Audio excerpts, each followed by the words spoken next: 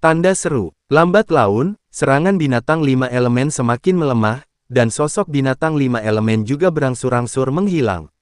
5 elemental beast menyerang dengan putus asa, tapi Chen Ping bersembunyi di lonceng pola naga dan bersenang-senang, tidak ada yang salah sama sekali.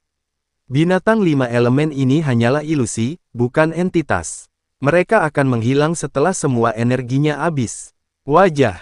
Melihat jam besar bermotif naga di depannya, Mu Naiyi meraung dan menamparkan jam bermotif naga itu dengan telapak tangannya.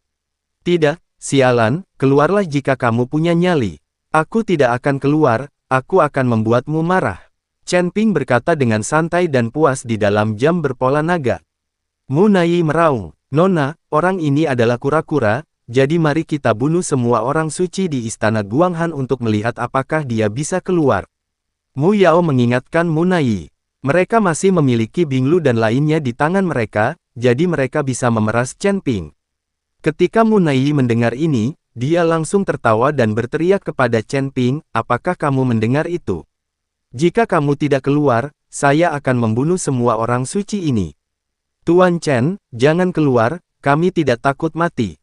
Binglu berteriak keras. Biarkan kamu berteriak. Mu Yao melangkah maju dan menamparkan wajah Binglu dengan keras.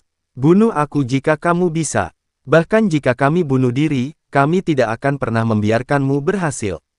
Saudari-saudari, kita tidak boleh menyeret Tuan Chen ke bawah, apalagi membiarkan binatang buas keluargamu menggunakan kita untuk memeras Tuan Chen. Aku pergi dulu, kalian semua harus mengikuti. Setelah mengatakan itu, aura Binglu mulai membengkak, dan dia akan menghancurkan dirinya sendiri. Setelah melihat ini, beberapa orang suci lainnya juga memilih untuk menghancurkan diri sendiri, dan mereka tidak akan pernah menyeret Chen Ping jatuh. Kali ini, orang-orang di keluargamu benar-benar ketakutan. Mu Naiyi juga tidak menyangka bahwa orang-orang suci ini tidak takut mati. Di hadapanku, kamu bahkan tidak memiliki kemampuan untuk menghancurkan diri sendiri. Mu Naiyi melambaikan tangannya, dan aura kuat ditekan ke arah Binglu dan yang lainnya dalam sekejap. Aura Binglu dan yang lainnya yang menggembung segera ditekan dan tidak bisa bangkit lagi. Di hadapan kekuatan absolut, bunuh diri adalah sebuah kemewahan. Apakah keluargamu kamu begitu tidak tahu malu sehingga kamu mengandalkan trik kotor untuk mengalahkan lawanmu? Pada saat ini, lonceng pola naga tiba-tiba menghilang, dan Chen Ping perlahan muncul. Chen Ping, kamu pengecut. Sekarang kamu berlutut di tanah dan mati. Aku bisa melepaskan orang-orang suci ini. Kalau tidak, aku akan membiarkanmu menyaksikan dengan mata kepalamu sendiri saat orang suci ini dipermalukan sampai mati satu persatu. Mu Naiyi menatap Chen Ping dan berkata dengan dingin. Dia tahu bahwa kekuatannya tidak akan bertahan lama, jadi dia tidak ingin bertarung dengan Chen Ping. Ketika Mu Yao dan yang lainnya mendengar ini, mata mereka tiba-tiba berubah menjadi penuh nafsu dan mereka menjilat bibir mereka. Ketika Chen Ping mendengar ini, dia langsung mengerutkan kening. Tuan Chen, tinggalkan kami sendiri dan pergi. Binglu berteriak, kamu keluargamu benar-benar binatang buas.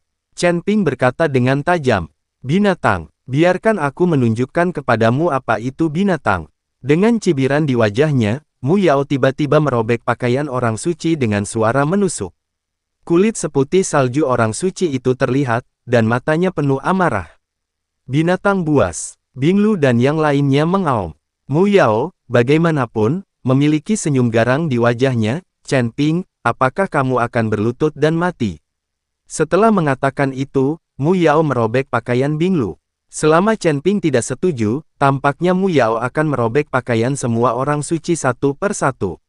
Mata Chen Ping meledak karena marah, dan tubuhnya gemetar karena marah. Tepat ketika Chen Ping berada dalam dilema, Ouyang Zhenhua tiba-tiba meledak.